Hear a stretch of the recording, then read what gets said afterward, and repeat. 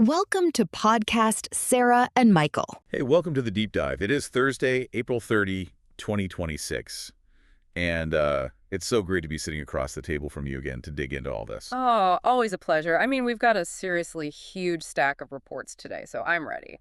We really do. So if I told you, and I mean you listening at home, that a war 6,000 miles away was about to hike up the price of tomatoes at your local grocery store, you'd probably ask how, right? Yeah, you definitely would. Well, Pentagon just pulled back the curtain at least a little bit on the baseline financial damage of the ongoing U.S.-Iran conflict. Right, and our mandate today is super clear. We are completely bypassing the partisan noise.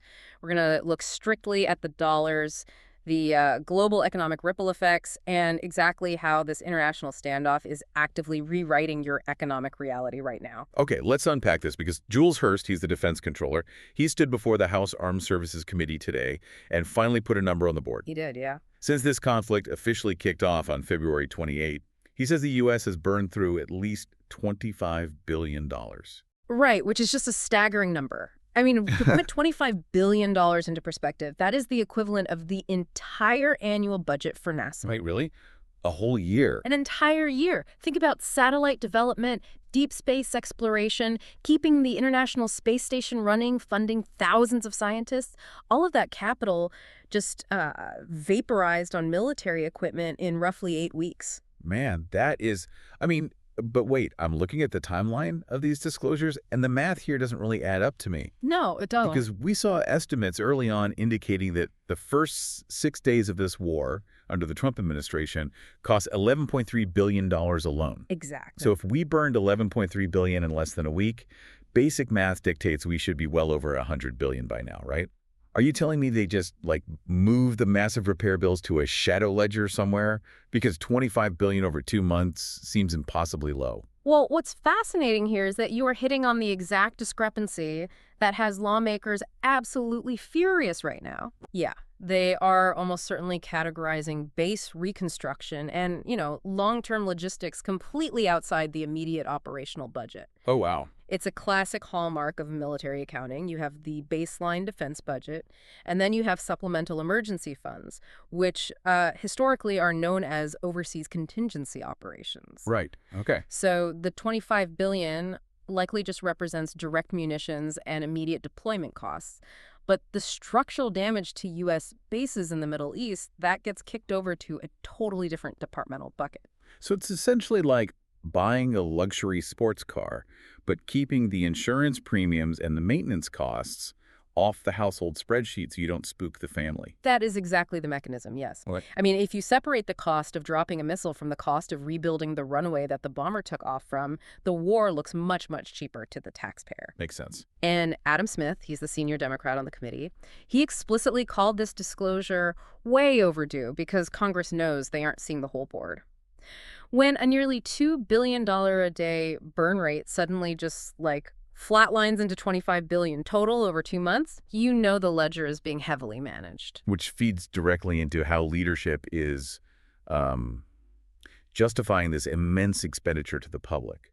Because Defense Secretary Pete Hegseth was extremely combative with lawmakers today. They're very combative. Yeah. His core defense of the spending was basically this rhetorical question. He asked, what would you pay to ensure Iran has no nuclear weapons? Right. And he is aggressively pushing back against the Democratic narrative that the U.S. has stumbled into this massive quagmire.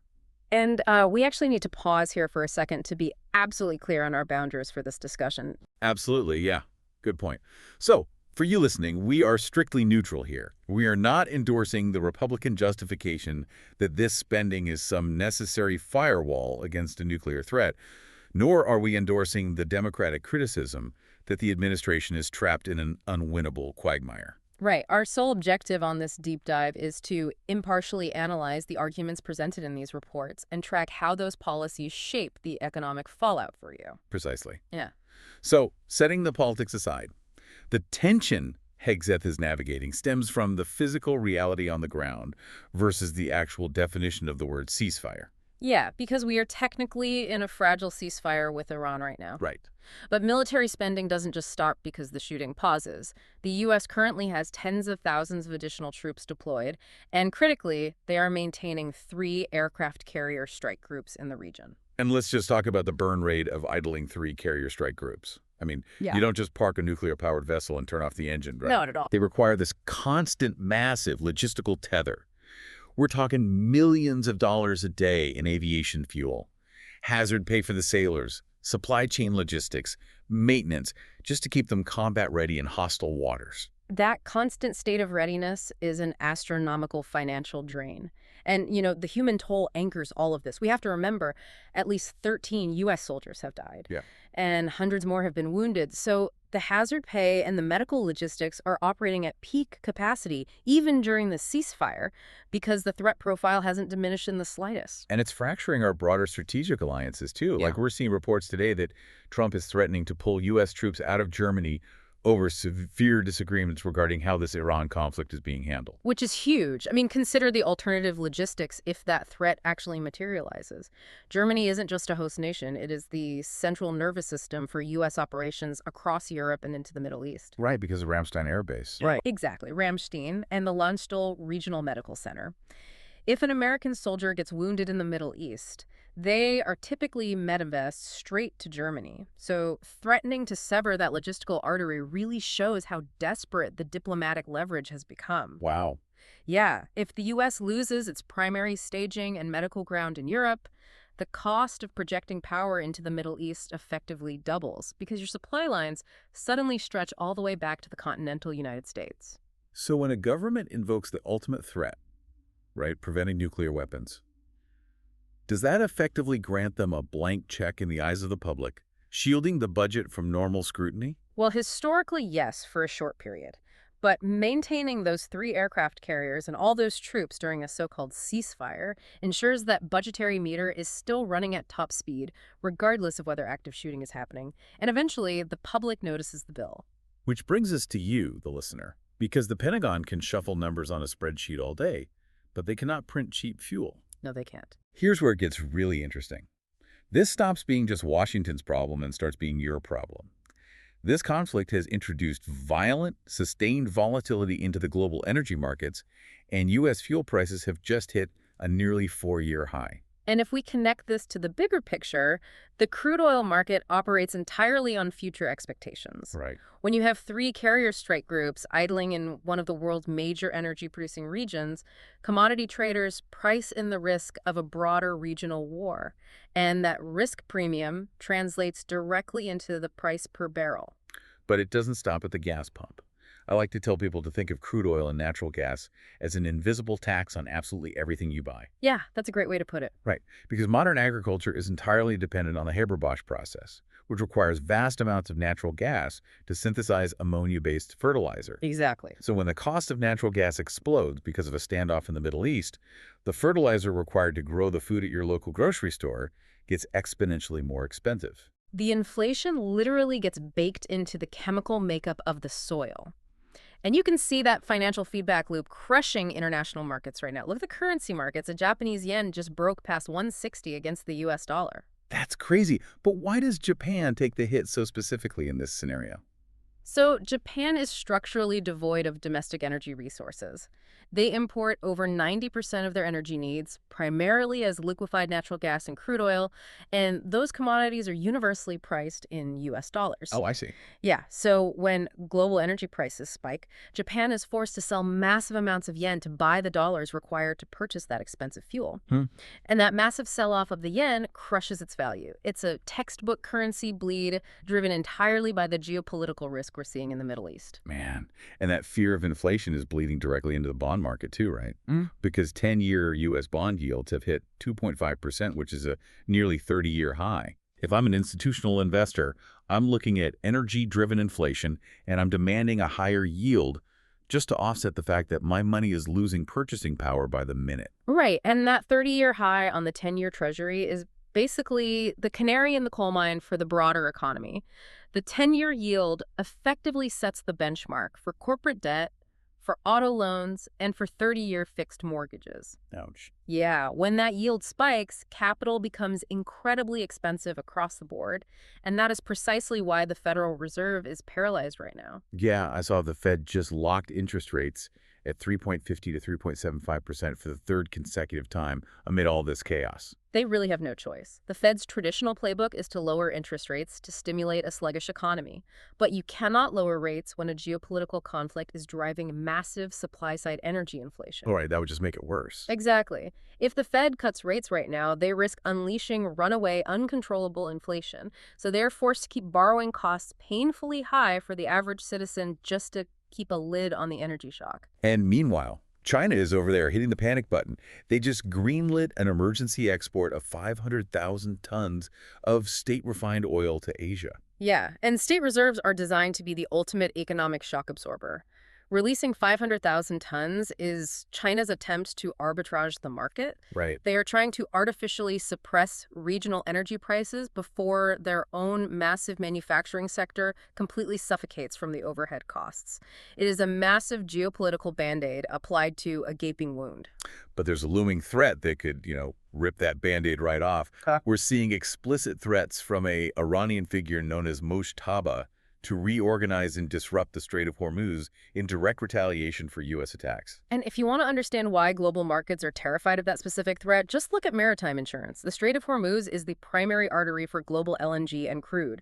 We don't even need a physical blockade to see a catastrophic economic impact. Really, just the threat is enough. Just the threat? Or, if Iran merely mines the waters or harasses a few commercial tankers, the war risk premiums set by maritime underwriters at places like Lloyd's of London will skyrocket overnight. Meaning the shipping companies just pass that multi-million-dollar insurance premium directly onto the price of the cargo, which eventually trickles down to the consumer at the retail level. Precisely. Or worse, if ships are forced to completely reroute around the Cape of Good Hope to avoid the strait entirely, you are adding weeks to the transit time. Oh, wow. You're burning millions of dollars in extra bunker fuel per ship. The global supply chain shock would make our current 4-year high in fuel prices look like a bargain. And this is where the macroeconomics violently collide with the retail politics, right? Because the U.S. is sprinting toward the midterm elections and the electorate's patience is just evaporating. According to the latest Reuters and Ipsos polling, public support for this conflict has plummeted to just 34%. Yeah, that is a sharp drop from 38% just last month in March. So what does this all mean for the voters? Because it seems like people might theoretically support a foreign policy mission, but the moment that mission makes their grocery bill unmanageable, that support vanishes overnight. This raises an important question about the tension between foreign policy goals and just, domestic economic survival. The polling data is incredibly revealing because it correlates directly with the cost of living. Right. We aren't necessarily seeing a sudden philosophical shift toward pure pacifism among the voting base. We are seeing profound economic exhaustion. The threshold of financial pain has simply been breached. Yeah, because foreign policy is abstract for most people. A nuclear threat in the Middle East is an abstract concept when you were standing in the checkout line. But a 20% increase in your grocery bill is visceral. It happens every single week. It seems like the American voter might theoretically agree with Secretary Hgseth's premise. They don't want Iran to have a nuclear weapon. But the second that mission makes their mortgage unmanageable or their daily commute too expensive, the political support vanishes. You are hitting on the fundamental psychology of the modern voter. In political science, there is a core concept regarding the limits of foreign policy capital. An administration can rally the public around the flag during the initial days of a conflict, which we saw clearly in February, but that capital depreciates incredibly rapidly when domestic economic survival is threatened. Right. And Trump's popularity is taking a continuous, measurable hit in these polls, not because of the military strategy itself, but because of the soaring everyday costs inextricably linked to it. It proves that inflation is the ultimate political deal breaker. I mean, an administration can deploy the most compelling strategic arguments in the world. They can cite national security until they are blue in the face. But if the electorate feels fundamentally poorer today than they did 6 months ago, they will punish the party in power at the ballot box. The timeline here is the most striking element of the data, too. Yeah. We went from the start of the conflict in late February to a dismal 34% approval rating by late April. 2 months. Just 2 months, wow. That is exactly how fast public sentiment turns when the bond market yields hit 30-year highs and the cost of basic commodities spikes. The electorate is effectively forcing a brutal cost-benefit analysis on the administration in real time. It is a phenomenal collision of military ambition and domestic reality. Let's try and distill what we've covered today, because we've mapped out a massive web of consequences here. We definitely have. The Pentagon has officially put a $25 billion baseline price tag on the first 2 months of this conflict, which is burning through the equivalent of NASA's entire annual budget. We're looking at an opaque, compartmentalized ledger that likely hides billions more in base reconstruction costs. Right. And we have a fragile ceasefire maintained by an astronomically expensive deployment of tens of thousands of troops and 3 idling aircraft carrier strike groups, which has already cost 13 American lives. And we've tracked how those geopolitical shockwaves are actively rewriting the global landscape. Energy volatility has pushed U.S. fuel prices to a 4-year high, jacking up the cost of agricultural fertilizer and everyday goods. Yeah.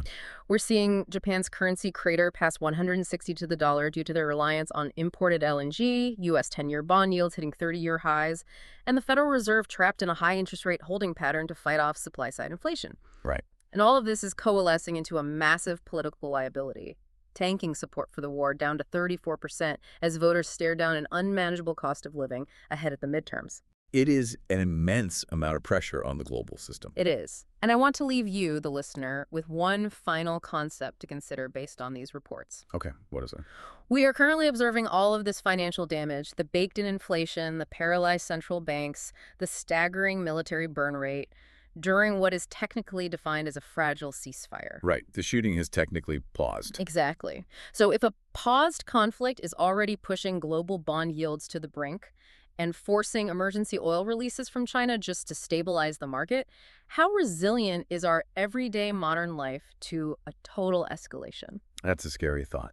If the Strait of Hormuz were actually disrupted, choking off maritime traffic, how much higher could the hidden tax on our daily lives climb before the global economy simply buckles? Man, that is a brilliant and concerning question to mull over. Thank you for walking through the stack of reports with me today. Anytime. And for you listening, keep questioning the numbers behind the headlines. Stay curious, and we will catch you on the next deep dive.